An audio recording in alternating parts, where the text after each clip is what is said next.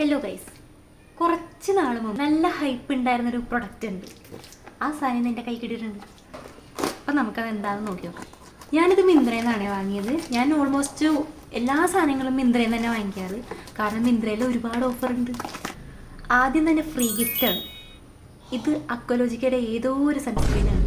ഇതാ അപ്പം നമ്മുടെ മെയിൻ സാധനം ഇതാണ്. ബെല്ല വിറ്റയുടെ ഒരു ബോഡി ലോഷനാണ് ഗൈസ്. അവരുടെ തന്നെ പെർഫ്യൂം എൻ്റെ കയ്യിലുണ്ട്. ഒരുപാട് ഹൈപ്പ് ഉണ്ടായിരുന്ന പ്രൊഡക്റ്റ് ആയിരുന്നു ഇവരുടെ പെർഫ്യൂം. അവരുടെ സെനോറിറ്റ, അതേപോലെ ഡേറ്റ് വുമൺ എന്നൊക്കെ പറഞ്ഞിട്ടുള്ള 2 പെർഫ്യൂംസ് ആണ്. ഇത് രണ്ടും എൻ്റെ കയ്യിലുണ്ട് ഓൾറെഡി.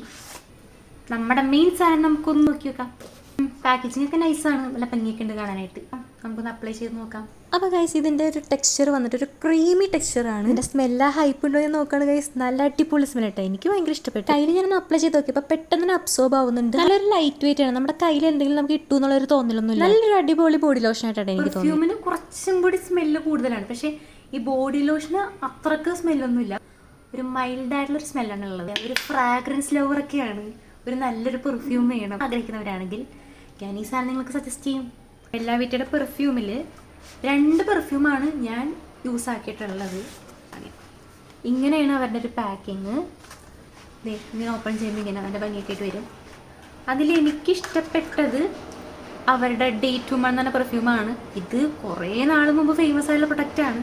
ഇതിലുള്ളത് അവരുടെ സെനോറിറ്റ എന്നുള്ളതാണ്. ഇതൊരു ഫ്ലോറൽ സ്മെല്ലാണ്. ഈ ഫ്ലോറൽ സ്മെല്ലൊക്കെ ഇഷ്ടപ്പെടുന്നവർക്ക് ഇത് ഇഷ്ടപ്പെടും, പക്ഷെ എനിക്കിത് ഇഷ്ടപ്പെട്ടില്ല. ഞാൻ സജസ്റ്റ് ചെയ്യുകയാണെങ്കിൽ നിങ്ങൾക്ക് ബെല്ല വിറ്റയുടെ ഈ പെർഫ്യൂമും ബോഡി ലോഷനും ഞാൻ സജസ്റ്റ് ചെയ്യും.